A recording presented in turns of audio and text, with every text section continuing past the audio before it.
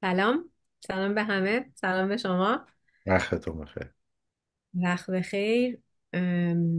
جلسه پیش در مورد سیستم عصبی سمپاتیک و پاراسمپاتیک حرف زدیم. گفتیم که چه شرایطی هر کدوم دارن، بدن تو هر کدومش شرایطی که داره چطوریه، و اگه تو یکی از این سمپاتیک ها حالت سمپاتیک باقی بمونه تو دراز مدت چه اتفاقاتی ممکنه بیفته. و در عین حال چقدر موندن تو این حالت سمپاتی، چقدر رفتارها و هیجانها میتونه کمک کنه که تو این حالت بمونیم، یعنی تو حالت جنگی به قول معروف. حالا اگر این دفعه موافق باشید در مورد اینکه خب حالا ما از کجا تشخیص بدیم این هیجان، این فکر، این رفتار، در مورد اینا حرف بزنیم. بسیار عالی. اه، اولا وقت بخیر میگم. دوم این است که بذاریم با مثال تا اونجا که میتونیم جلو بریم که متوجه بشیم چه اتفاق میفته. اه، توی جلسه قبلا من توضیح دادم که سیستم عصبی بسیار پیچیده است و واکنش های مختلفی رو داره نشون میده و به چه ترتیب در واقع فعال غیر فعال به شکل های مختلفش. تا رسیدیم به این که خب بالاخره این هیجانات وجود دارن عمل میکنن، از دل حافظه و مموری های گذشته ما در میان، خاطرات ما در میان. ما یاد گرفتیم، گذشته ما مسیر یادگیری بوده که ما چگونه میتوانیم خودمون رو توی محیط حفظ کنیم و سازگار کنیم. خب معلوم است وقتی که روش های غیر کارا رخ میداده است، روش های پاسخدهی من هم از یادگیری ها غیر کار است. آره. اه، یادم میاد اولین بار توی دانشگاه استاد عزیزم که واقعا همیشه خودم مدیونش میشناسم، آقای دکتر دهخانی، جلسه اول یا دومی بود که من سر کلاس اومدم نشستم، دقیقا به خاطر ندارم.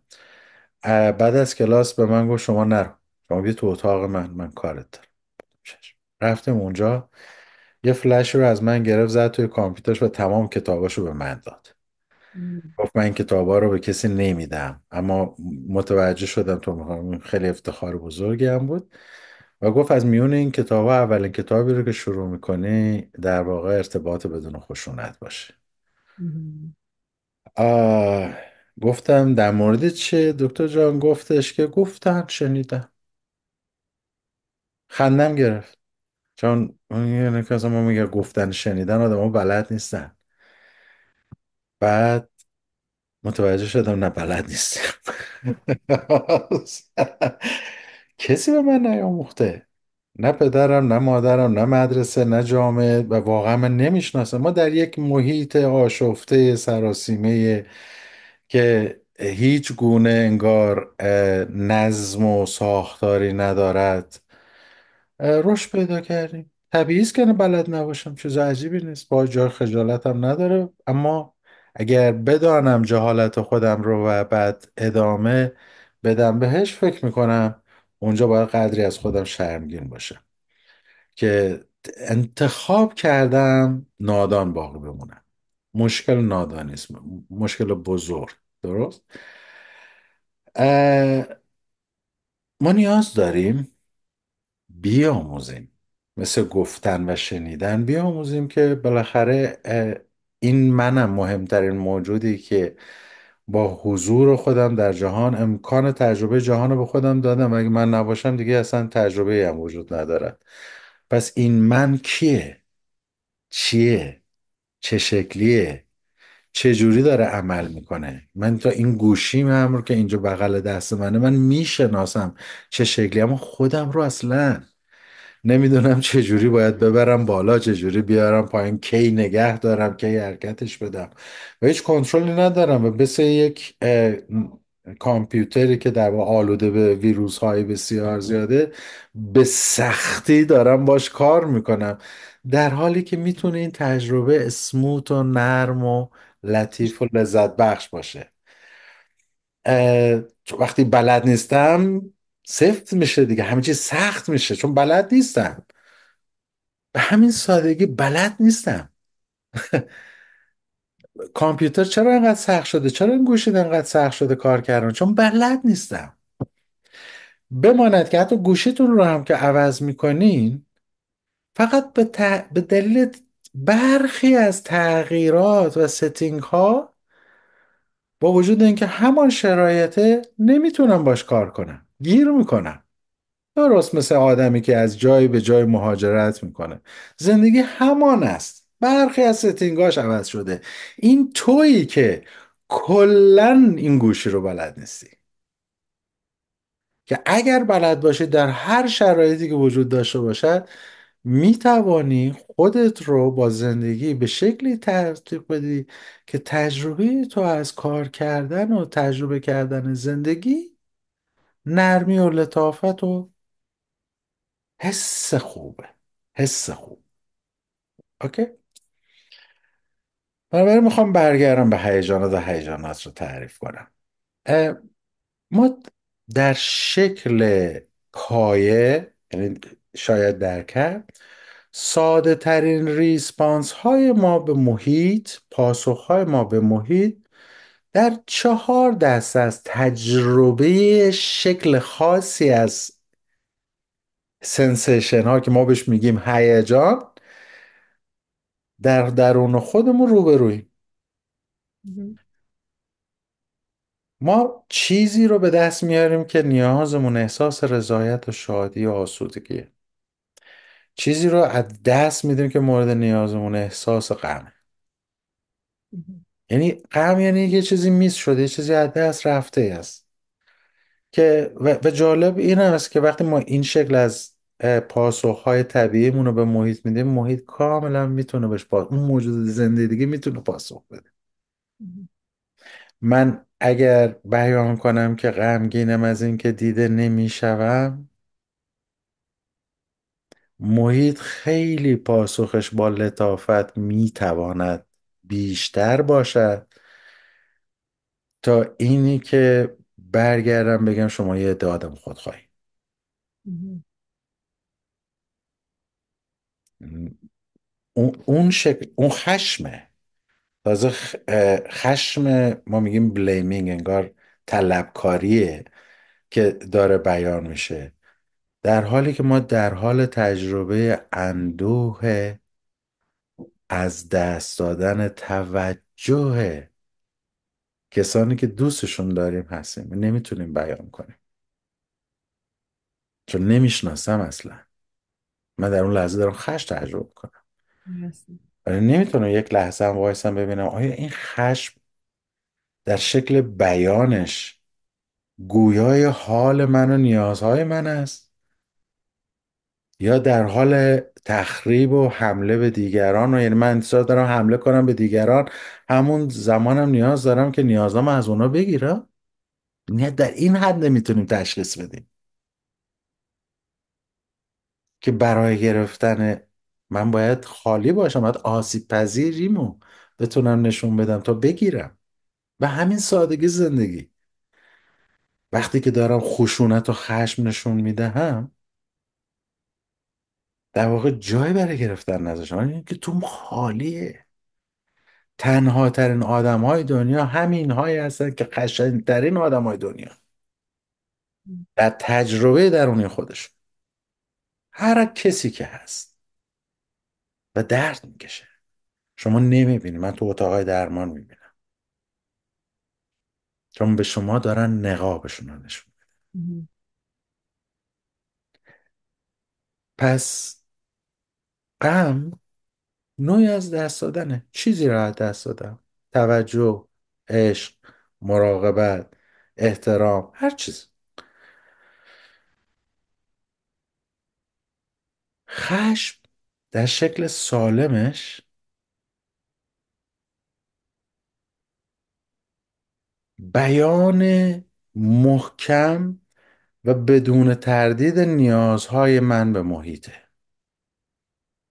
در شکل سالمش یعنی این قلمروی منه، این محدوده منه، این مرز منه، این نیازهای منه، این خواسته های منه، و به همراهش حس مسئولیت و مراقبت از این، مسئولیت و مراقبت از این محدوده. این یعنی یک موجود کارا. مهم. اما خارج از مرزهای خودم، یا به دیگران، یا به محیط، یا به حیوانات، یا به محیط زیستم آسیب نمیزنم.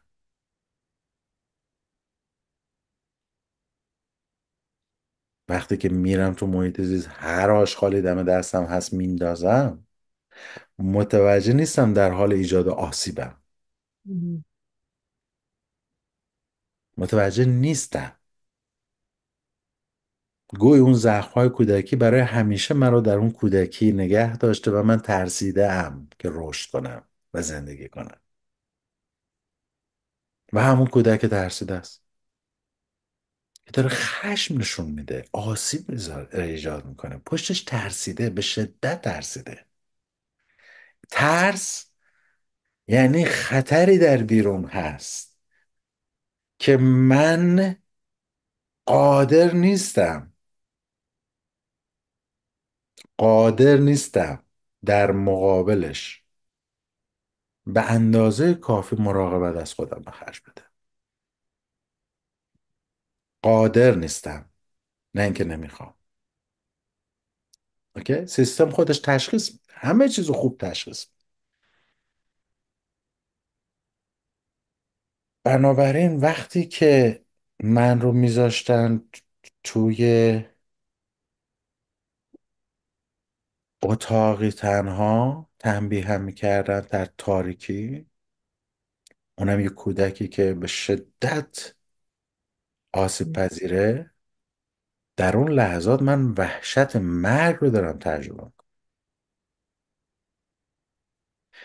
در اون لحظات من احساس استیصال، ناتوانی و بد بودن رو تجربه میکنم. و ناخودآگاه خشمی رو که متوجه مراقبینم هستش به خودم منتقل میکنم که تو بدی، و یاد میگیرم این کار رو، و تکرار میکنم و تکرار میکنم و تکرار میکنم. اونم علت داره که چرا سرزنش میکنیم خودمون، چرا بلیم میکنیم خودمون. اگر حقیقتا درست بفهمیمش، خیلی از مسائل حل میشه. خیلی از مسائل درون فرد. پس خشم هاست منه، ویلینگه، مهم. فعل خواستنه که خود زندگیه. مثل یک سیب که بوش میکنی، رنگش رو نگاه میکنی، حسش میکنی، آخرین اکشن گاز زدنه. یعنی زندگی رو میخوام گاز بزنم، میخوام بگیرم زندگی رو. موجود زنده است، به همین سادگی دارم تعریفش میکنم. این ویلینگ و این خواست در طی مسیر زندگی سرکوب میشه توسط جامعه، پدر، مادر، و من یاد میگیرم نخواستن، و مرتبا در درون خودم نوعی ترمز درونی میشم به نسبت به خودم. اوکی. من در مورد خشم سالم صحبت کردم، در مورد خشم ناکارام صحبت کردم که معلوم نمیشه چی میخوای. من همه انواع خشم دیگه دقیقا معلوم نیست چی میخوای. درست؟ چون احساس خشم سالم یعنی که من دقیقا میدونم چی میخوام و تمام ارگانیسمم در خدمت اون هدفه. نه به شکل که چی مختلف نمیخوام ببینیم. چی نمیخوام چی نمیخوام، نیست، دقیقا میدونم چی میخوام. نه. احساس شرم یکی از مخربترین احساساته که حتی در کتابم اومده که به نوعی به بعد از فضای تمدن برمیگرده و زندگی جمعی. چون اولین رگه هایی که در واقع ازش دیده شد این بودش که وقتی از قبیله بیرون گذاشته میشه قادر به ادامه حیات نیستی و میمیری. بنابراین شما برای ادامه حیات در جمع هم یواش یواش باید قوانین قبیله و قانون اینا رو بپذیر. نوعی ناکامی است. ویلینگ در واقع اینجا رخ میده. اینا ریشه های تاریخیشه. اما امروز رسیده است به استانداردهایی که زندگی برای ما تعیین کرده است. چگونه؟ بخشش رو ما در روابط ناسالم میبینیم با والدین که با ندیدن، احترام نگذاشتن، شکل ارتباط سازنده که اینا خودشون تعریف های مختلفی داره، ناخواسته، چون همیشه والدین بهترین چیزهای دنیا رو برای بچه هاشون میخوان. والدینی که حدوداً سالمن. اوکی؟ بله، کسانی هستن که واقعا میتونن آسیبزا هم باشن، از هر دشمنی بدتر، که اونم علت داره. در واقع بخشای تاریک خودشون رو دارن به سمت فرزندانشون پرت میکنن. اون بماند یه جای دیگری، وقت دیگر. از طرف خانواده سرکوب میشه، از طرف جامعه سرکوب میشه، مدیا، ارزش ها، استانداردها مرتبا دارن به ما میگن خوب نیستیم. اینستاگرام، این چاق و لاغرها، این دراز و کوتاهها، این رنگ روشن و سیاهها، یعنی دارن برامون استاندارد سازی میکنن و به راحتی استاندارد سازی رو میپذیریم و بعد نسبت به شیمفول میشه. هزاران درخت این بیرون هست، یکی شبیه که دیگه نیست. ما بخشی از طبیعتیم. اصلا همچین چیزی نداریم. مطالعه حس نکردیم. اگه خودمون در جهان بودیم چگونه خودمون رو حس میکردیم؟ هیچ وقت این رو درک نمیکنیم. بنابراین این احساس تجربه میشه، احساس بسیار کشنده هم هست و خیلی دردناک. علتش هم این هست که این انرژیش رو به پایینه. یعنی انگار خودمون میگیم آب بشم برم زیر زمین، پتو میکشم زمین، و این انگار تمام انرژی زندگی رو دان میکنه. ما انرژی زندگی درمون جریان داره. در این لحظه، یک لحظه وایسه، ما مثل یک توده گوشت میخوریم زمین. تمومه. جریانی از حیات وجود داره در ما. اونم که این چی هست یا چه شکلی هست، اونم بماند در وقتش.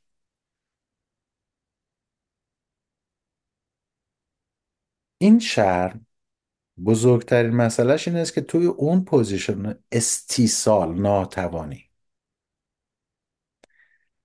در خروج از این شرایط و این تجربه است. تجربه اون لحظه، این دردناکترین شکل تجربه احساس شرمه. چون شرم معناش این است یا ناکافیم، یا بی ارزشم، یا اه، محترم نیستم. یعنی دیگنیتی انسانی مورد آسیب قرار میگیره، یعنی کرامت انسانی مورد آسیب قرار میگیره. یا این است که گروه منو طرد کرده، نپذیرفته، و این الزاما این شکلی نیست که شما فکر کنید فقط یه گروهی منو نپذیر است. نه، ما در درون خودمون این کارو میکنیم. ببینید، قاعده بر آن است و یا روایت غالبی که مدیا و فضاها به ما دادن بر آن است که میگوید اه، زنان از فرزند آوری خوشحالند. اینجوری نشون میدن. اما ما یک روایت مقلوبی داریم که شنیده نشده و اون این است که بسیاری از زنان بعد از زایمان دچار افسردگی میشن و این افسردگی به دلیل تغییرات شیمیایی است که در اونا داره رخ میده. اون مادرها نسبت به خودشون خجالت زدن که چرا نمیتونن از بودن فرزندشون لذت ببرن، چون روایت غالب رو بهشون دادن. و خیلی دردناکه برای اون مادر که خودش در وضعیت شیمیایی مغزش قرار گرفته است که ادامه زندگی انگار براش کند و دردناک شده و اون انرژی زندگی نیست. در همون حال باید شرم رو هم تجربه کنه. پس اینجوری نیست که فقط گروه انداخته بیرون. نه، من خودم رو هم خودم رو میندازم بیرون و متوجهش نیستم. بیشترین آمار جراحی های زیبایی رو شما توی ایران دارین میبینین، وحشتناک. چرا؟ چون من حالم با خودم خوب نیست. شرمگینه. هی جراحی میکنم، حالم هم درست نمیشه آخرش. ولی صورت من همینه که هست دیگه، من نمیدونم چیه، هرچی که هست همینه. اوکی. من بعضی موقع نگاه میکردم یه گزاره کوچیک اینجا بگم، این اساتیدی که من داشتم و اکثرا عاشقشون بودم، نگاه میکردم ای اینا اکثریتشون کچل، من هیچ وقت متوجه نشدم کچلن. به عنوانی که کسی مون نداره، خب کچله درست. بعد متوجه شدم نه، سیرت آدم ها چنان میتونه زیبا باشه، اصلا این چیزا استاندارده.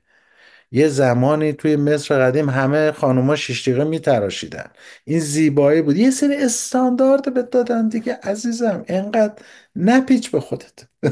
این داستان از شی. اما یک هیجان خیلی پایه هست به اسم ترس، مهم. که از نظر شکل تجربه به پایین ترین سطح میرسونه بدن رو، مثل انرژی که داری تجربه میکنی، اما در حال مراقبت از زندگی. یعنی یه چیز دیگه خیلی مهم شده و در واقع ترس نیاز و پشتش امنیته. امن باشیم.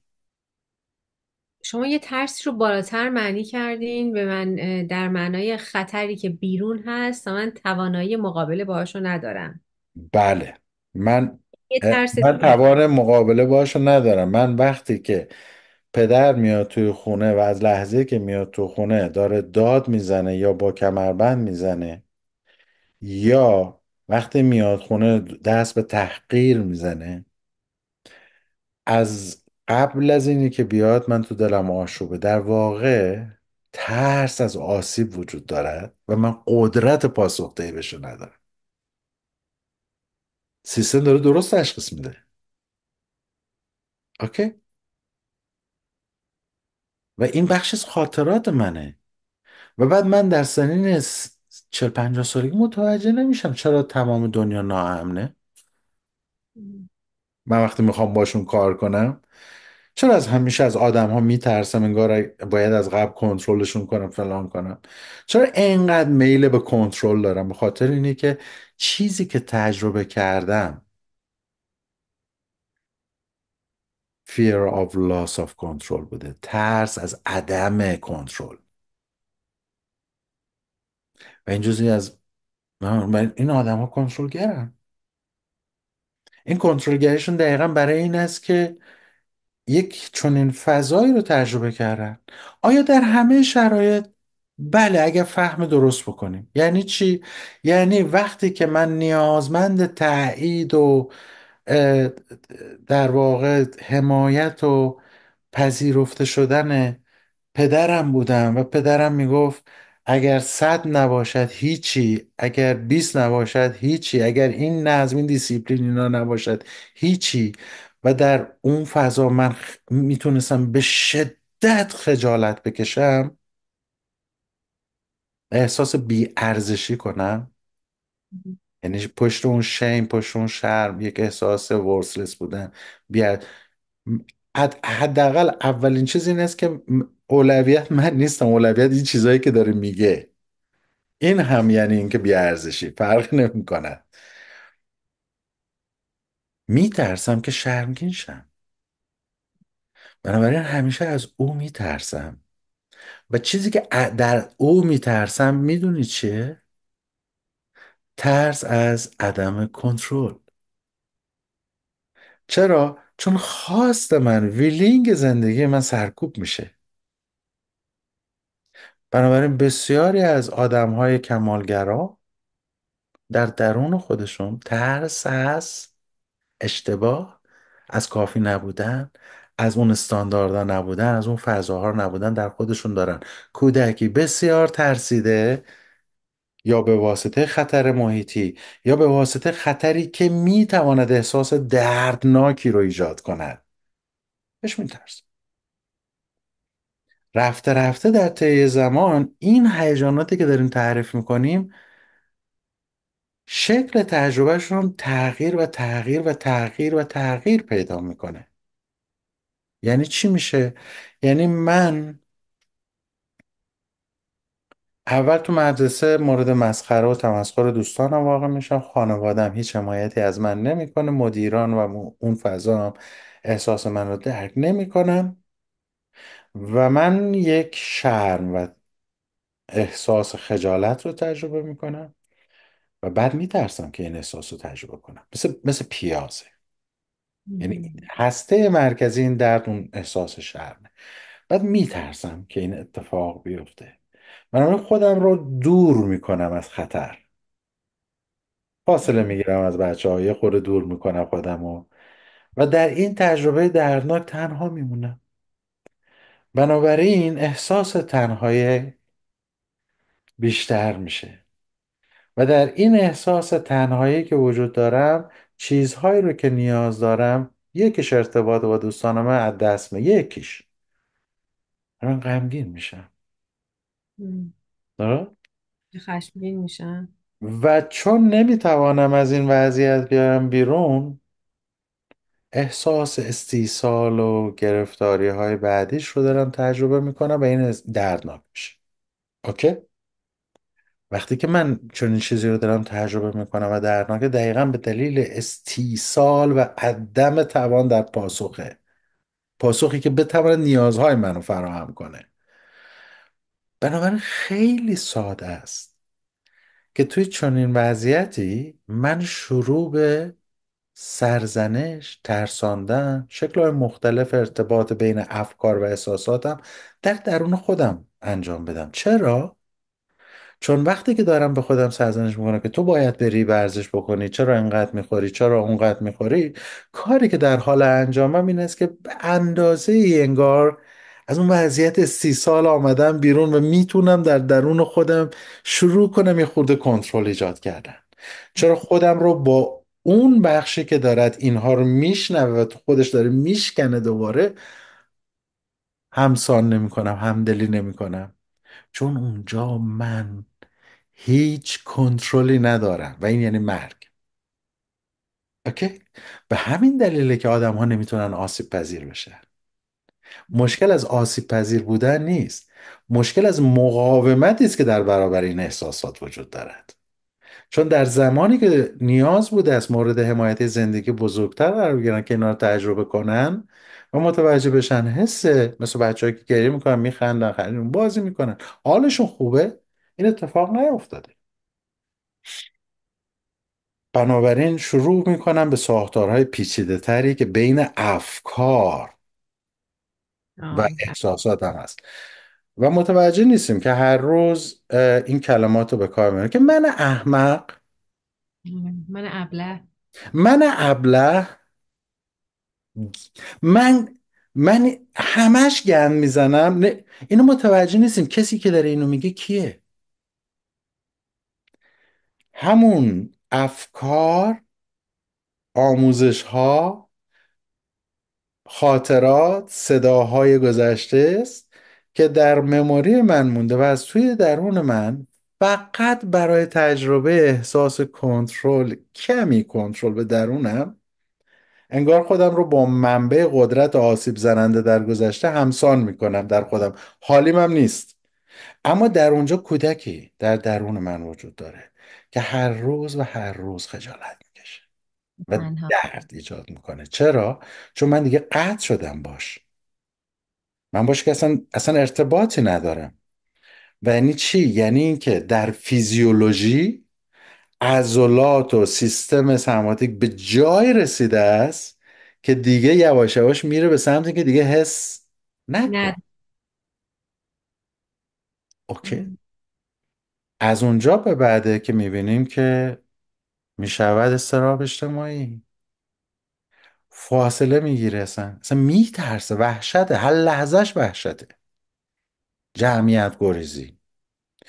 خیلی دردناکه، نمیتونم تحملش کنم این وضعیتی رو که این همه مقاومت در برابر هیجاناتی که هم شاهد هم دل نیست، همون هیجانات سخت تجربه شده در مموری من. اونجاست که من تجربه میکنم انزایتیه. من مضطربم.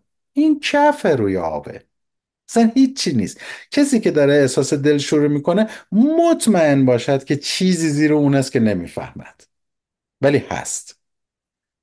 کسی که افسرده است باید مطمئن باشد که خشم ابراز نشده ای دارد، که بر علیه خودش اومده و ویلینگ و خواستش رو سرکوب کرده و من غمگینه چون چیزی که میخواد نداره.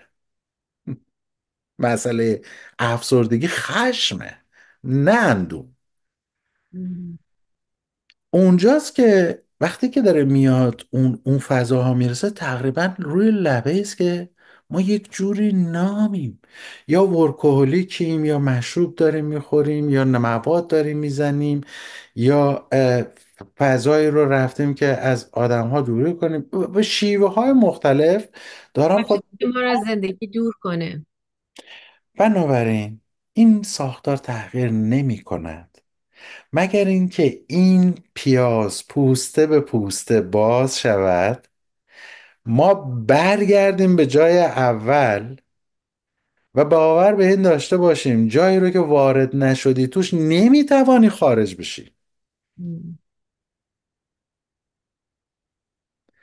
بنابراین احساسات مثل ناامیدی، نمیدونم، اضطراب، غم، خشم، اینا همشون میتونه اشکال مختلفی داشته باشن. اما زمانی ناکاراست و ما نیاز داریم بهش دقت کنیم که یه چیز ساده اتفاق میفته. پاسخهای سازگار و سالم رو به محیط و در لحظه است و پایدار نیست. سمپاتی فعال میشه، تپ میاد پایین طبیعیش. اگه نمونه اون بالا، اگه مونده اون بالا، مسئله وجود داره. مثل چی؟ مثل اینه که من سر کلاس نشستم، استاد از من چیزی میپرسه، من بلد نیستم، میگم استاد من نخوندم، احساس شرم میکنم چون در محیط کافی نبودم. اگر مشکلات گذشته نداشته باشم این شرم رو تحمل میکنم و به من کمک میکنه برم بشینم بخونم، دفعه بعد بلد بشم میام سر کلاس. خیلی هم سازنده است. اصلا هم متوجه خودم نمیشه که تو بدی همایون. نه، این درس رو بلد نبودم، کافی نبودم، اوکی. درمانگر کافی نیستم، اونو بلد نیستم، دوست اوکی میرم یاد میگیرم. اما اون شرمی که داره متوجه من میشه اون خیلی دردناکه. مم. اوکی. پس شرم شکل سالمی داره، کمک میکنه یه جای پاسخ به محیطه. اما وقتی که متوجه هویتم میشه که تو ضعیفی، تو نمیدونم میشه همینی. خوری، تو فلانی تو فلانی تو فلانی تو فلانی، که برای رهایی از اون احساس استیصال دارم به خودم میگم و اینجوری تو خودم جمع میشم. معلومه که اعتماد به نفس ندارم، معلومه که عزت نفس ندارم، معلومه که تو رفتارهای بیرونیم نمیتوانم این رو نشون بدم. اونجا شکل ناسالمشه. مم. وقتی من یه عزیزی رو از دست میدهم، شکل سالمش این است که خب یک عزیزی از دست رفته. این اندوهی که دارم تجربه میکنم کاملا شکل سالم سازگار بودنه.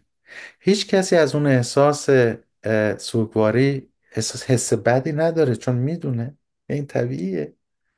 میدونه تموم میشه، میدونه باقی نمیمونه، میدونه در واکنش به محیط، میدونه به خاطر این، و بنابراین تجربه سختی باهاش نداره. اما تجربه غم دقیقا تجربه سنگینیه، ولی نه من میمیرم نه اتفاقی میفته، برات عبور میکنه. اما غمی که من مرتبا غمگینم مدت ها طول میکشه که و نرمال. حال بعدی باش دارم و بعد گیر کردم توش و نمیتونم بیام، بعد مطمئن باشم زیرش هزار تا احساس دیگه و مسائل دیگه است که حل و فصل نشده. وقتی که خشمم رو دارم بیان میکنم در چیدن مرزهام یا نیازهام، که من نیاز دارم احترام دریافت کنم، اگر میتونید تو رابطتون با من اینو با من رها. رعایت کنین، من اینجا خدمتتون هستم. اگر نمیتونین من ترجیح میدم خودم رو از این فضا خارج بکنم. همش در مورد منه، من. بعد نگاه کنیم در گفتار روزانمون، ما همش میگیم تو و تشخیص بدیم که اینا همش ناکاراست و مشکل داریم.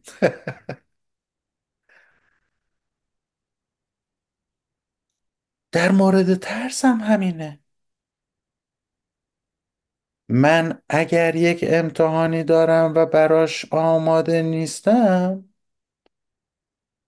تنها چیزی که من از دست خواهم داد این است که اون تایتل اون امتحان رو به دست نخواهم آورد. اما همچنان آدم خوبیم، فضا خوبیه، مشکلی نداره. هم. چی میشه که یک امتحان قبول نشدن؟ بسیاری از جوانان ما تو خونه هاشون بعد از کنکور خودشون رو حلق آویز کردن.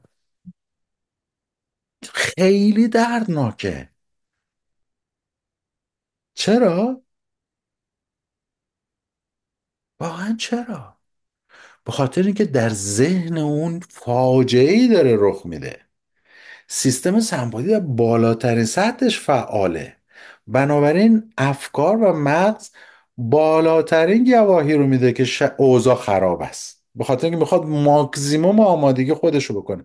اما وقتی که سیستم اوورول میشه، دیگه نمیتونه تحمل کنه و میخوره زمین و دی اکتیو میشه، تو اون نقطه اینقدر دردناکه که فرد به خاطر رها شدن از اون تجربه خودش رو دار میزنه. و خیلی غم انگیزه و خیلی رخ داده تو ایران. من نمیخوام در واقع اشاره کنم، اما در یک مقطعی برای نخبه های دانشکده برای گروه های تخصصیشون در واقع مشاوره های روانی گذاشتن. شما باورتون نمیشه نمره اول های کشور که در اون سطح بالای تخصصی دانشجوی تخصصی بودن، بسیارشون سبب خودکشی خطرناک، یعنی اقدام به حذف کرده بودن. چرا نمیپذیریم مشکل داریم؟ چقدر باید براش هزینه بدیم؟ اینجا هم در مورد مثلا دانشگاه هاروارد یه چیزایی اینطوری شنیدم که تو خوابگاهشون خودکشی هست و نمیدونم. آره یه چیزایی. استانداردهای وحشتناکی که وجود دارد بدون اینکه درک کنید این انسان است. اه، چی آسیب انقدر پذیر، آسیب پذیر، بسیار آسیب پذیرتر از اینی که خودش فکر میکنه. در تماممون کودکی هست که دیده نشده، احترام گذاشته نشده، دوست داشته نشده. بخشی از زندگی است. تراما بخشی از زندگی است. اما زندگی بر اون مسیرش هم گذاشته. اینی که هست اونش هم هست. این دردی که هست رهایی هم هست. این خشمی که هست اونور ترس اینور یعنی این فضا هر چیزی این دوگانگی درش دیده میشه. لطفا بینش حرکت کنید. نمیتونی روی یک جاش وایسی، درد میکشی، چون خلاف جریان زندگی است. این نفس اگر برود تو و بیرون نیاید درد دارد. درسته. غذایی که میخوری اگر نتوانی دفع کنی درد دارد. خونی که میآید در بافت شما جمع میشه، اگر حرکت نکنه و برنگرده هماتوم ایجاد کنه درد دارد. مقاومت در برابر احساسات و زندگی درد دارد. این یعنی هیجانات. بنابراین اون بالا وقتی که حالت بده و اینو غم داری تجربه میکنی، اون زیرش خیلی اتفاقا میافتاده. استراب داری و اینا حالت بده، اون زیرش خیلی اتفاق و نمیدونی. و جالبه برای من، اصلا کنجکاو نیستی که بدانی چه بلایی داره سرت میاد. آخه آدم مضطرب انقدر درگیر خودشه، من اتفاقا تعجب نمیکنم. درگیر تشخیص خطر در بیرونه، بنابراین بله درست میگه. نمیتونه اصلا نمیبینه. من تجربه خودم اینطوریه که مثلا وقتی مضطرب میشم یا مثلا میخوام برم یه جای جدیدی که نگرانم، یک چیزایی رو نمیبینم که اصلا به نظرم مسخره میاد. مثلا ماشین من آورده تا دم خونه، من قادر نیستم که پلاک اینجا پلاک خوندن به راحتی ایران نیست، بعضی وقتا پای سر هم نیست. و من قادر نیستم پلاک خونه رو پیدا کنم. یعنی وقتی استرابم میره بالا، کار به کردم خاطر که قشنگ بخشی از مراکز مغزی دیگه در اون لحظه از ارتباط خارج میشن، به خاطر که به کار مسائل نمیکنه. مهمتری آره. باید بپردازه. طبیعی است. ببینید، اما ما زندگی کردن رو اگه بلد باشیم، چون این موجودی انقدر مضطرب که من یه روز یکی از عزیزان یه امتحانی داشت، نمیدونم چی بود، خیلی هم مهم نبود، اما در دنیای درون او برای او بسیار بزرگ بود و انگار از دست دادن اون امتحان مساوی است با نابود شدن. اونجوری تجربه میکنه، من از بیرون میبینم اینجوری نیست، او اینجوری داره تجربه میکنه و درست هم داره تجربه میکنه، به خاطر اینه که گذشته ای داره. بر ما هر امتحانی مهمه آقای دکتر. اطرافیان نشسته بودن میخواستن قانعش کنن که اینجوری نیست. امتحان ساده است، نگران نباش، فلان نباش. چی داریم بهش میگیم؟ میگیم من اصلا نمیفهمم تو داره چی تجربه میکنی، و او احساس تنهایی و ترس بیشتری میکنه. اوکی؟ چون وقتی ما تنهاییم انگار یه کسی نیست که به ما کمک کنه جای در ما ما خبر رو نداشته. من فقط نشستم کنارش، گفتم بیا تو بغل من و دستش رو گرفتم، گفتم هیچی نکن. بعد یه دفعه ترکید. آخه چون درست در لحظه ای داریم با یک انسانی دست میدیم که این همه فشار رو نیاز داشته است به بیرون منتقل کند و هیچ کس نمیدیدش. و در اون لحظه شما فقط اجازه میدهید زندگی جریان پیدا کنه. و چون احساس واقعیش رخ داد، آدم ها یک باره وایستادن، به یک باره قلبشون و ایمپاتیشون برقرار شد. موجود زنده رو تشخیص میده. چرا در دایره افکارمون گیر کردیم؟ ما روش هایی که بهمون یاد دادن که احساسات دیگران رو درستش کن، نه نگران نباش، چشم من از این دقیقه دیگه نگران نیستم چون گفتی. توصیه میکنیم. آره، ما اولین کارمون همینه.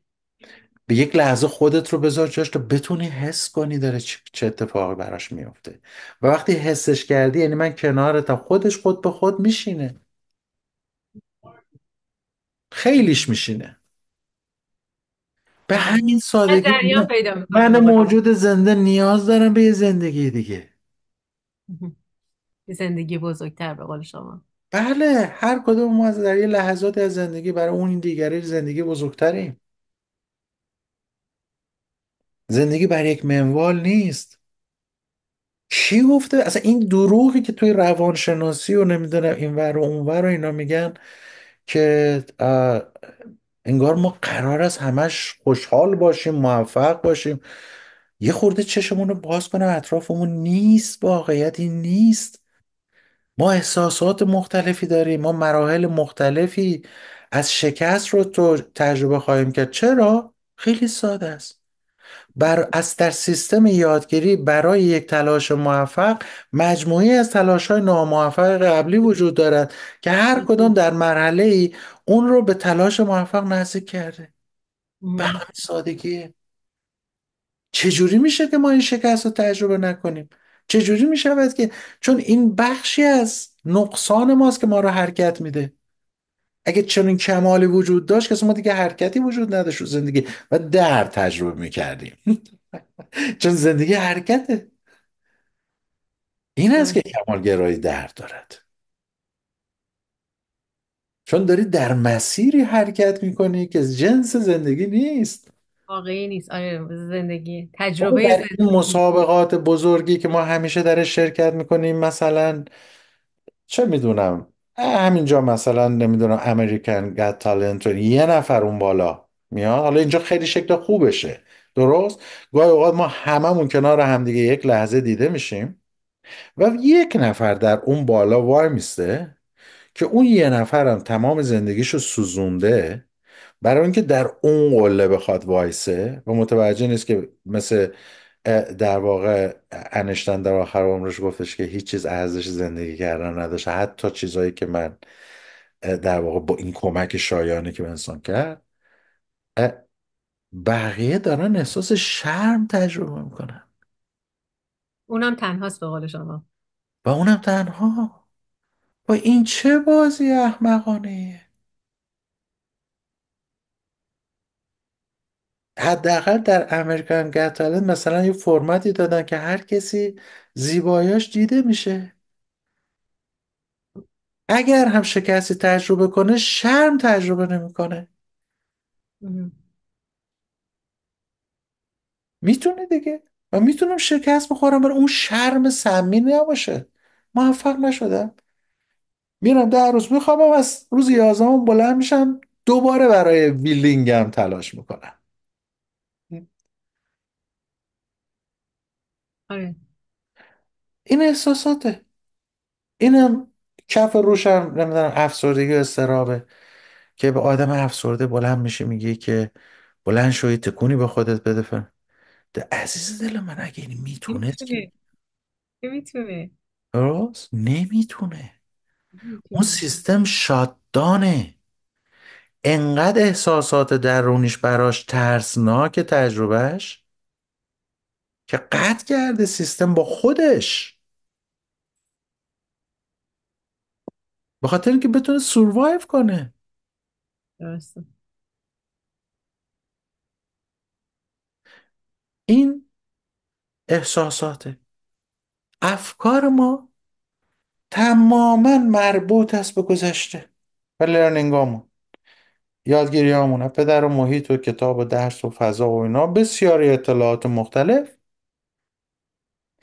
که اون قسمتش که مفیده در فرایند یا پروسه تینکینگ استفاده میشه که یافتن علیت علم. این باعث چی میشه، اون باعث چی میشه، اون یکی باعث چی میشه. اگر بخوایم یه شکل دیگه طراحی کنیم یعنی در واقع نوعی چارچوب است برای کرییشن. بالاخره یه امبادیمنتی میخواد، یه جایی باید فرم بگیره. اما ما درگیر تاتیم افکار مهم. نشخار میکنیم. یک روزی من تو اتاق استاد گرامیم اینجا، پروفسور گرینبرگ، رفت بودیم شسته بودیم، ظهر بود، داشتیم با هم نهار میخوریم گپ میزدیم. من نگاه کردم یه تابلو بزرگی تو اتاقش داره که نمیدونم هند کجاست رفته عکس گرفته که وایساده پشتش تماما آشغاله و یه گاوی هم داره اون وسط آشغالا حالا ارتزاق میکنه. نگاه کردم که خدایا چیه؟ آیا میرن مثلا آلپ عکس میذارن نمیدونم میره چیه. گفتم لس این چیه؟ گوی انسانه. گفتم یعنی چی؟ گفت اون گاو انسانه، گذشته خودشو نشخار و نشخار و نشخار میکنه، نه قورتش میده نه تفش میده. مم.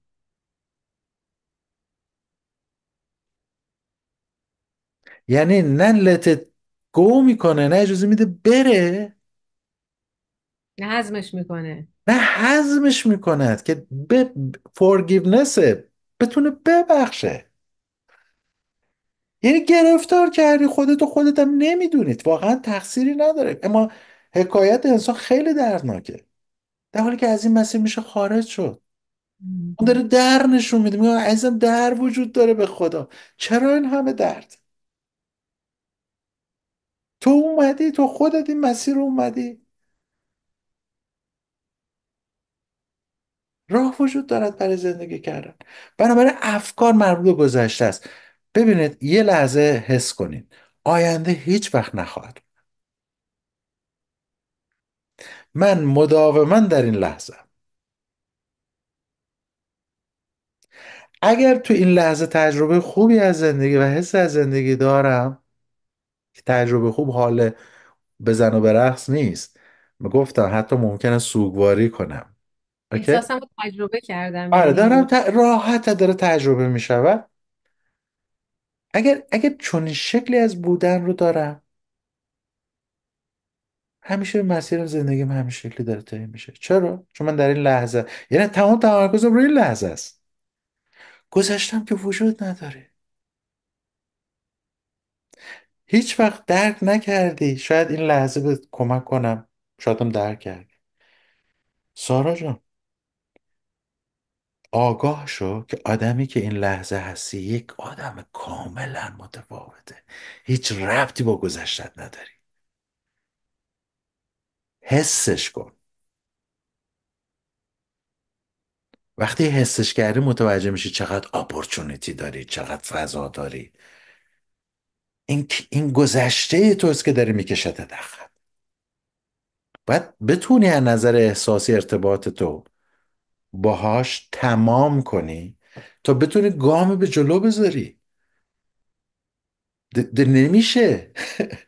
تو باید وقتی نبستی پشت سر تو نمیتونی بری جلو و بعد گیر میکنی، درد میکشی.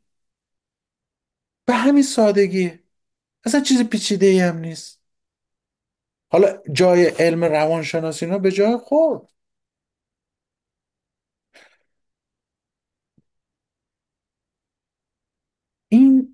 این شاهد همدل به عنوان درمانگر بدون دریافت درمان، من باور ندارم بتواند چون این کاری رو کنه. چون او اول باید از حقهای خودش گذشته باشه، حس کرده باشه، فهمیده باشه، لمس کرده باشه، گام به گام، گام به گام، گام به گام، تا در اتاق درمان یک شاهد همدل باقی بماند.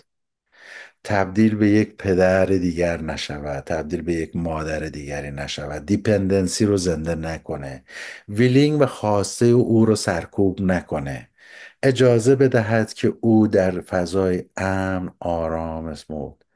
شنیده، فهمیده بشه تا آزاد بشه، تا متوجه بشه مخیر است. نیاز دارد تجربه عکس اون رو انجام بده، تجربه رهایی رو در یک قسمتهایی از درمان، تا متوجه بشه همیشه زندگی این تجربه سخت نیست. گاهی اینجا تجربه آسان میشه به دلیل اینکه داری حسش میکنی، چون داری تجربهش میکنی. مهم. و بعد میگه حالا دو تا آپشن داری، دو تا انتخاب داری، کدومشو میخوای؟ ولی تا وقتی این ور رو تجربه نکرده نمیفهمه. من اولین باری که این اتفاق برام یه جایی افتاد، حالا به دلایل اینا که حالا جزئیاتشو نمیخوام بگم، برام خیلی جالب بود. در یک لحظه متوجه شدم دنیای بدون اضطراب این شکلیه و نمیدونستم تجربه دیگه ای هست، چون من همیشه در تجربه خودم بودم. لطفا حرفای منو حس کنی. آره، همینی که میگی من کلمو تکون میدم، یعنی این تجربه هام داره میاد بالا، خاطره درست؟ هام از اتاق درمان داره میاد بالا. آره، اجازه. و بعد اونست که میتواند همراه خوبی شود. اه، در تبت بلد راههایی هستن به اسم شرپا. این شرپاها کوهنوردان رو برای رسیدن به قله همراهی میکنن. اون راه رو میشناسن، معمولا در مسیر راه به دلیل ورزیدگی که دارن بار سنگین رو که کوهنورد ممکن داشته باشه رو هم میکنن و در کنارش قدم میزنن، مگر او که در جاهایی بخواهد در واقع فضای آسیبی براش ایجاد بشد که با تجربه و بلدی خودشون اون تجربه رو نرم هدایت میکنن، نه کنترل. اوکی؟ نرم هدایت میکنن به سمت مسیر خودش. این مسیر خودش رو بعد از این توضیحاتم لطفا ازم بپرس، یادم نره. چون این موجود زنده است، یک تجربه بی‌نظیر مال خودش و خودش میدونه. اوکی. و اونها قله رو فتح کردن. هیچ زیبایی براشون نداره به این معنایی که تجربه ای رو که تجربه کردن رو دوباره و دوباره و دوباره انجام بدن. آن چیزی که اون چیزی براشون جذاب میکنه فتح این قله توسط یک زندگی دیگه است. بنابراین درمانگرهای خوب شرپاهای خوبی است.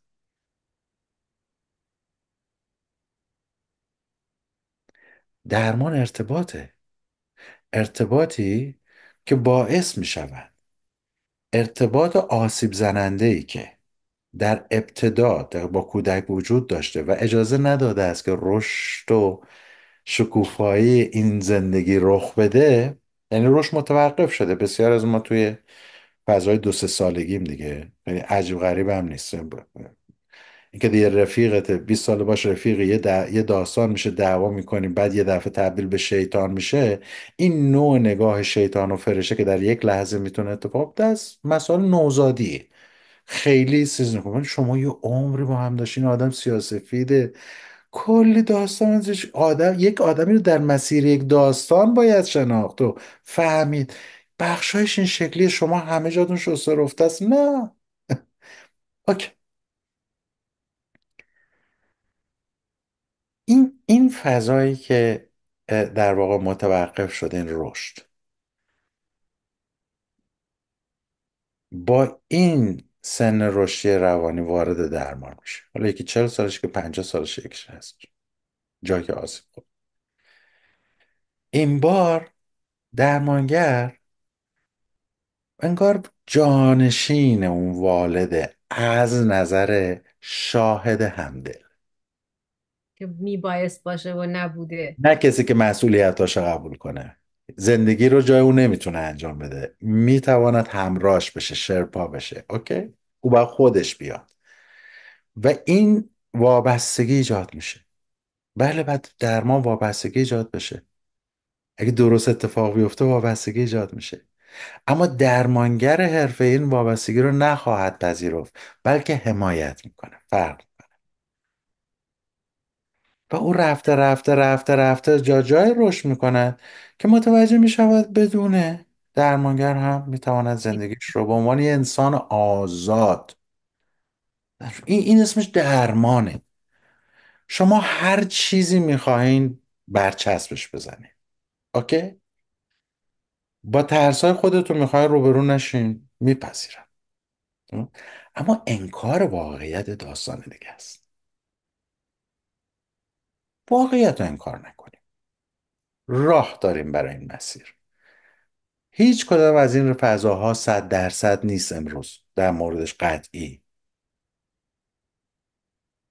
به نسبت جوانه، علم ام. جوانیه، اما بسیاری از این فضاها شناخته شده است. تصویر شما را از دست دادم. ببخشید. خش. خواسته در مورد یادتون بندازم که در مورد اینکه راه خودش رو هر کس خیلی میرفت. ساده است. من همیشه سعی میکنم دیگه این فضا رو به همین سادگی کنم. شما هر باری خواستین تصمیم بگیرین، کاری بکنین، رفتاری انجام، اگر اون در مسیر زندگی شما بوده، در درونتون اون ته تهش آروم آروم، اگر مسئله وجود داشته همیشه اونجا متلاطمه، میفهمی، نمیخوای گوش کنی. یعنی سیستم به این دقت میفهمه چیزی اونجا داره میگه. اگر با یک تصمیم ایزی گوینگ و راحتی، یعنی تو خودتی، آنگونه ای که باید باشی. اگر نه ماسکی، فریبی، دروغی، چیزی غیر از زندگی داری انتخاب میکنی. سیستم نشونت میده اون پایین. این هوشمندی این سیستمه به عنوان انسان. آه؟ اجازه بدیم مسیر زندگی خودمون رو هر کسی و خودمون رو زندگی کنه. بذارین من یه چیزی بگم در مورد این چیزایی که گفتیم، یه خاطری از اتاق درمان. اه، خب من خیلی کم پیش اومده دقت کرده باشین که ازتون بپرسم که خب حالا که چی، حالا مثلا من باید چی کار کنم. و این ویژگی رو خیلی دوست داشتم از اولی که شروع کردیم. یعنی مثلا اگر جلسه اول شما میگفتی خب شما باید این کار بکنید که به جلسه دوم نمیرسید. ولی یادمه که یه بار من همش به حالت یک مستعصل و درماندگی گفتم که بابا چیکار کنم؟ و شما من گفتین که من اینجا نیستم که به تو بگم باید چه انتخابی بکنی. و این خیلی یادم موند و خیلی فهمیدم که قرار نیست که من اه، یک صدای دیگه. انتخاب کن و اشتباه کن. آره آره. وقتی قراره که یک میدونی نفر پول قادری بدی. انتخاب کنی، بعد میری اطلاعات میگیری، بالا پایین میکنی، نگاه میکنی، چون دست خودته.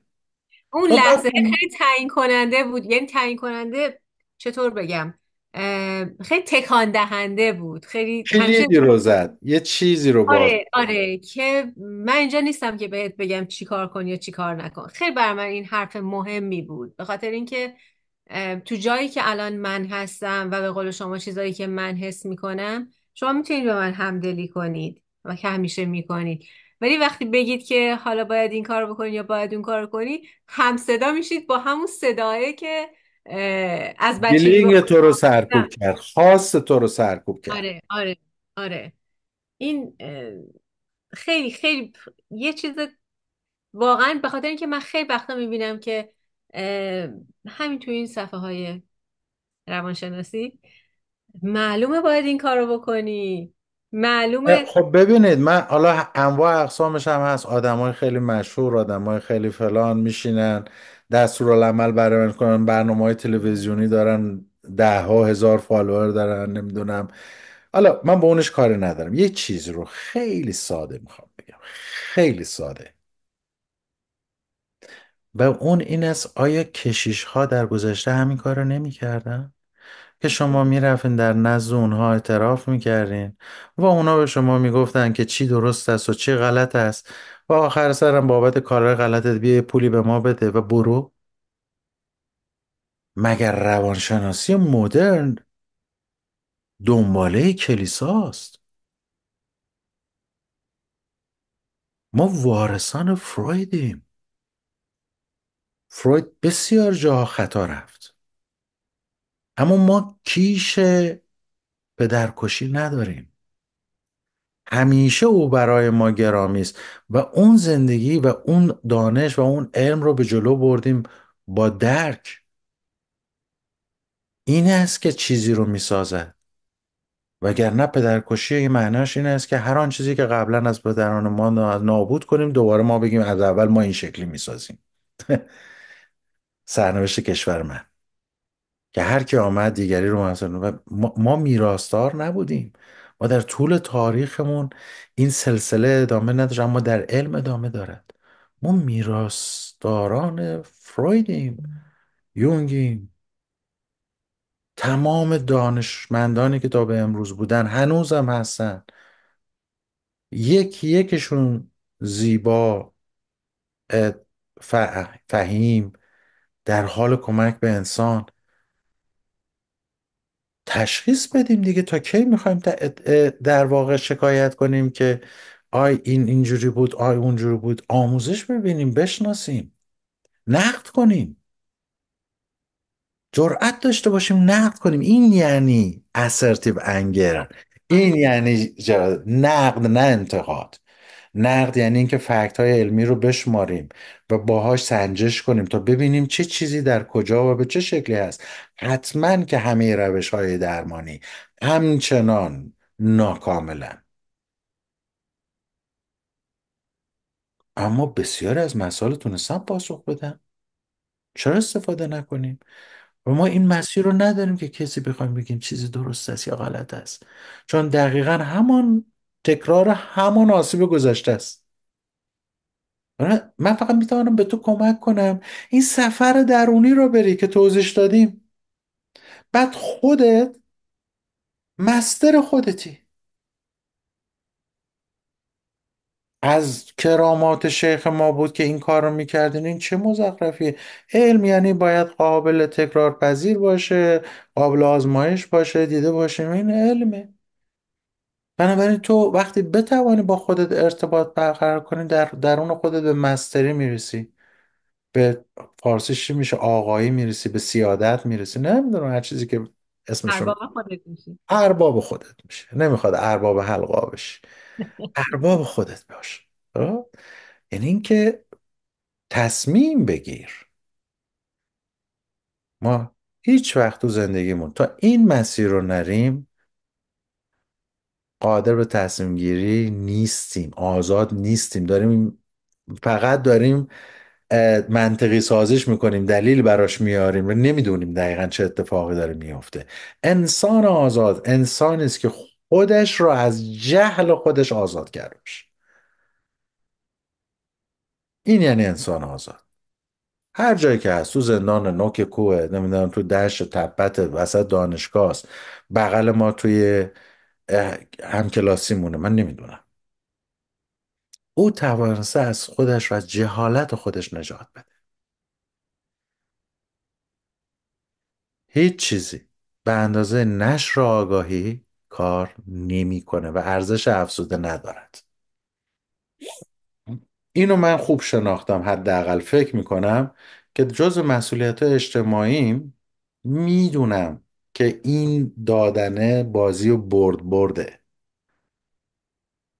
امکان نداره بازی رو شما غیر از این انجام بدین که یا باخت باخته یا برد.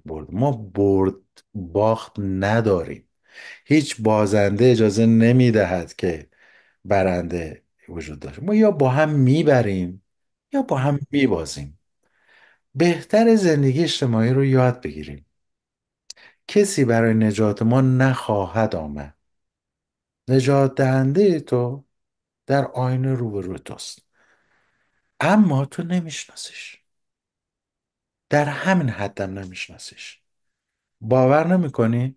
لطفا بعد از این برنامه برو جلو آینه وایسا و از این سوال کن تو کی هستی.